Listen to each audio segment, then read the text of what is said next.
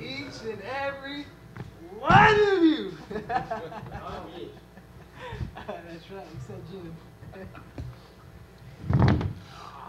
Well, Henry, congratulations. Of course, UFC champion, but not only that, I mean, beating one of the greatest of all time to get it done. Just what's the emotion like for you right now? Man, it's a true testimony of an underdog. Man, I lasted the first fight with Demetrius Johnson 2 minutes and 36 seconds.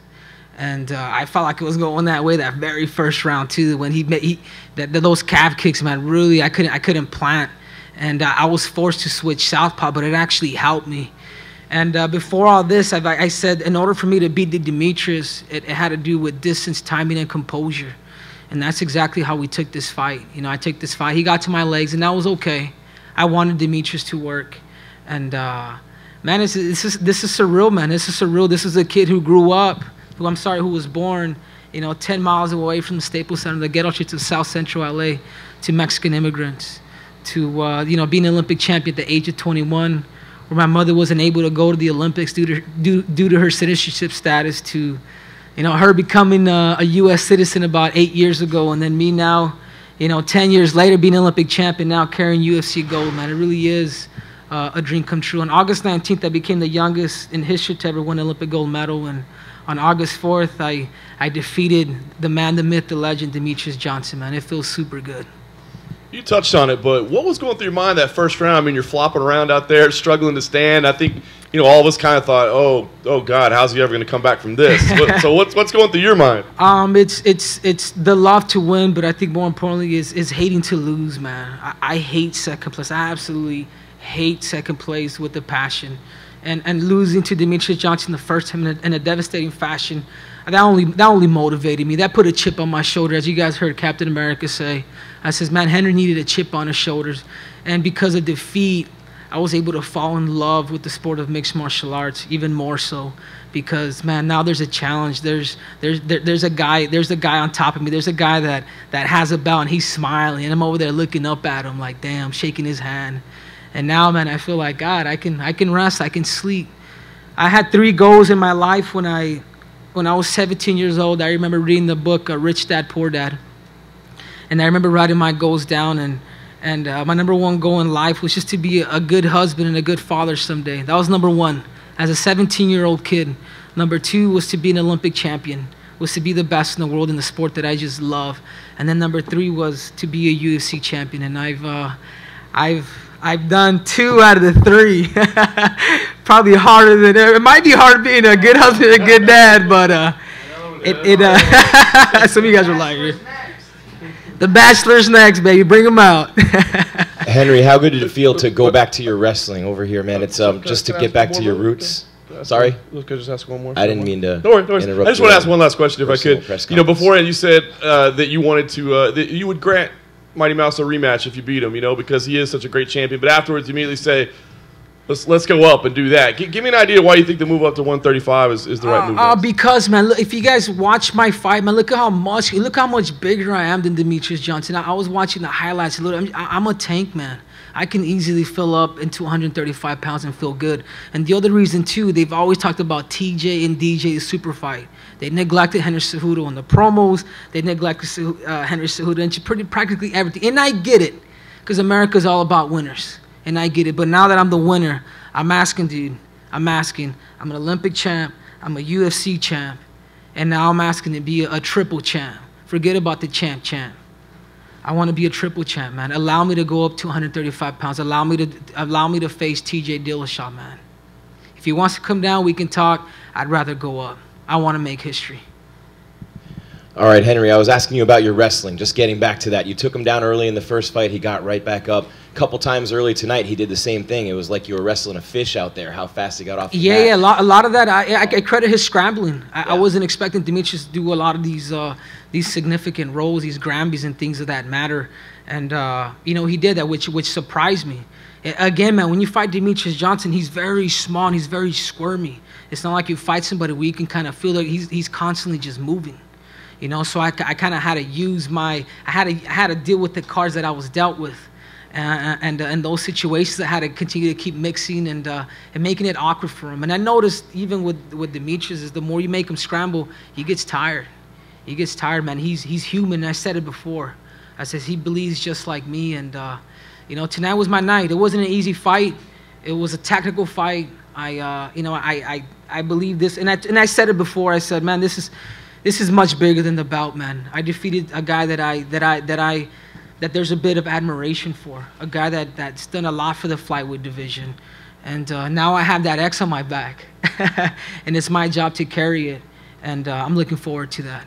Yeah, and obviously that's something that, and a lot more options too for the wife maybe with that belt. But I wanted to ask you about what you did in your camp and the complete difference in your physique and everything that you've done with Neuroforce One, with the science and all that stuff to not only make you've improved every aspect of your game and then mentally slowing things down in there, but just everything in general to make a complete package and build a champion. I said it before. I says if I can't be the best in the world, there's something wrong. I have the physique, I have the body, I have the intelligence. I'm fast, I'm explosive, I'm young and cute. Some of you guys could laugh, and some of you guys are still sleeping on me, man. I gotta wake you guys up. And you know, I decided to put science in the center of this camp, and I worked with the sports performance-based company, performance-based company called Neuroforce One, and they handled everything from my recovery to my nutrition to my vitamins to my proteins, and I'd never done this before. I come from the sport of wrestling, where you just put your head down, you just work, you know. And I would get injured or whatnot, and things were coming repetitive, and I finally, you know, I got to know Neuroforce One. I saw what they were doing. I saw a complete change, and you guys could see that change when I fought Wilson Hayes. I was like, God, Lee, that dude is ripped. He's bulky. This dude, he doesn't look like a flyweight. I've never had an 8-pack or a 6-pack for that matter. I can drink them, but I can't have them. And I think that was the difference, was adding science and Neuroforce One to the center of this camp.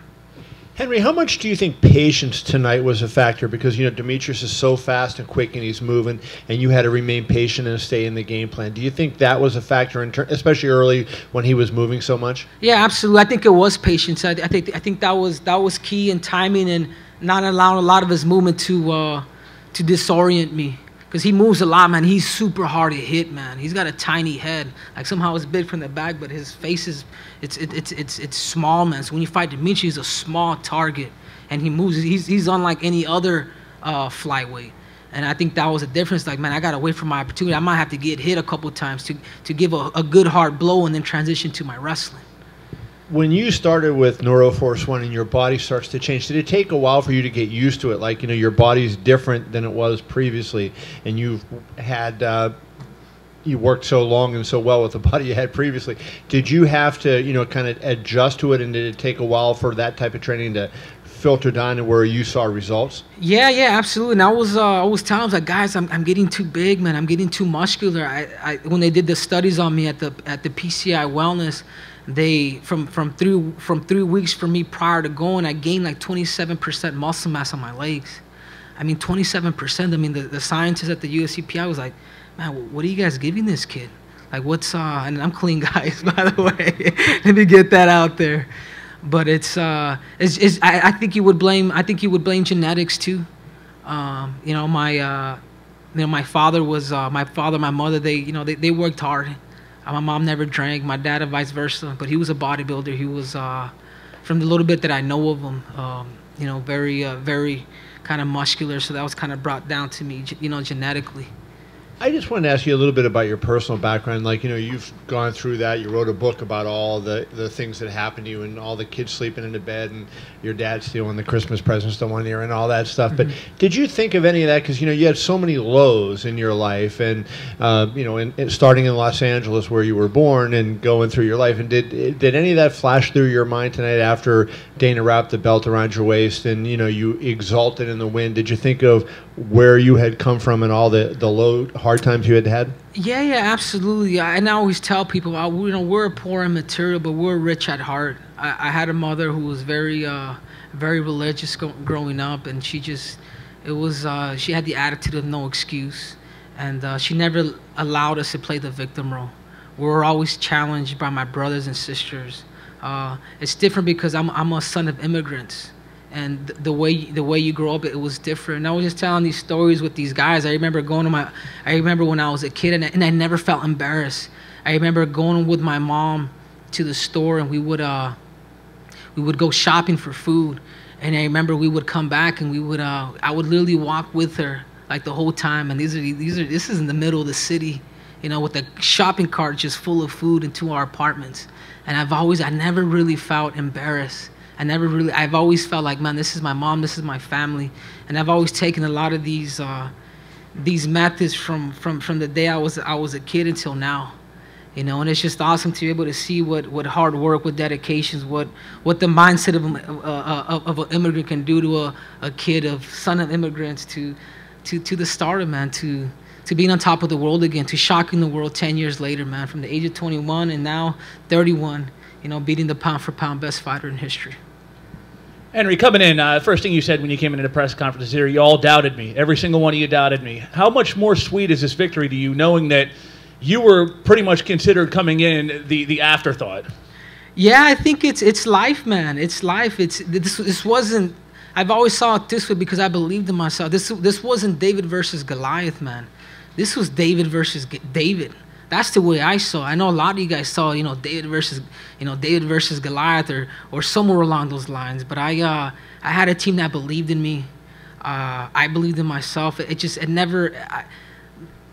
mindset of being a winner never left me. It really never did it, man. It couldn't. I still allowed that fire to burn inside me. I put myself in deep waters, and that's just what happens, man. It's to me, it's more based on action than just talking about it. I went back into the gym. I was mad for a couple weeks after the Demetrius loss. I was mad. I don't even think I came out of my room for a while, but I came out of that rut, and I used that as a motivator, and here we are today. I'm here from Colorado Springs. I'm just curious, moving there at such a young age and kind of essentially becoming a professional athlete at that age, how important was it to have this next step so you had something to transition to after you had dedicated so much to wrestling? I did, and I think that's what the sport of mixed martial arts does. A lot of people may be watching this, and they still may think it's human cockfighting, but man, this sport is a sport, man. It's given me a way it's given me a livelihood. I'm able to have a house, a car, and as you guys know, a lot of Olympians now, being number 2, being number 3 in the world doesn't get you paid. A lot of these guys are living minimum wage, and what the sport of mixed martial arts does, man, it gives me opportunity. 6-7-figure paydays, man. This is awesome. At 125 pounds, you don't have to be Mike Tyson. I'm doing this at 125 pounds, and that's beautiful. Henry, right here. As a Hispanic American, since Kane we haven't had a champion. What does it mean that you're the face of the Hispanic market now in the UFC? I think so, man. I may not be that, probably not as cute as De La Hoya, but it feels good. It feels good. It feels good to carry that torch, man. It really does. It feels good to. I'm a blessed human being, man. I'm a very, very prideful American, and also my heritage, man. I could never forget it, man. I just can't, man. I love Mexico. Actually, after this fight, I'm actually heading out to Cancun and relaxing and enjoying the people, the food, and everything else you guys don't want to know about. Henry, you were a little bit reluctant a couple days ago to talk about like fate and destiny being at play, but in your heart, did you truly believe even back then that this was going to happen, and do you believe that now? Yeah, I mean, you in your mind, you premeditate these moments of you strapping that belt around your waist. And it could be a lot easier if it wasn't Demetrius Johnson, because that goes through your mind. But I've always saw him as a challenge. I've always saw him like, man, I have a bit of admiration for that guy. It's like it was beating Demetrius Johnson was much bigger than this UFC belt, man. This is something for sports. This is something that this guy's been dominating the weight class for years. Before Demetrius Johnson before I ever started the sport of mixed martial arts, he was already champ. Before I even ever fathomed about joining the UFC, he was already the champion. And that guy motivated me. That defeat just made me stronger. Yeah, Henry, when you were up there and the decision was being read, were you worried at all? It was a pretty close fight. Yeah, I felt like it could have gone either way. I really did, man. If they would have gave it to Demetrius, I'd have been like, damn. It could have gone either way for sure, man. And I'm a very honest and humble human being, but I was just happy to hear I knew. Just one more thing. Close fight. Demetrius was a champion for a very long time. I know you want to go up, but would you be willing to give him an immediate rematch? Yeah, absolutely, man. Absolutely. And I want to talk to the UFC about that. He would deserve it. But like I said before, man, TJ has always thought about going down. And I'm saying, hey, man, it's no more DJ, man. It's Henry Cejudo, and I want to go up. Let's do it, man. 135 pounds. I'm willing to challenge the champ. Thank you. Thank you, guys. Hey, do you guys know about the bonuses? Did I get one or no? Or I wasn't cool enough. I haven't seen him yet. All right. Thank you, guys. Stand up for a photo. Stand up to the side. Is this my hat too? Or is this just for display? Take it, don't replace it.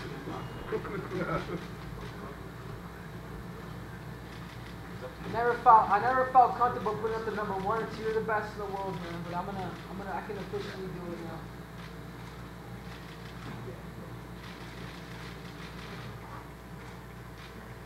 All right. Okay. Everybody good? Thank you. Thank you. All right. Thank you.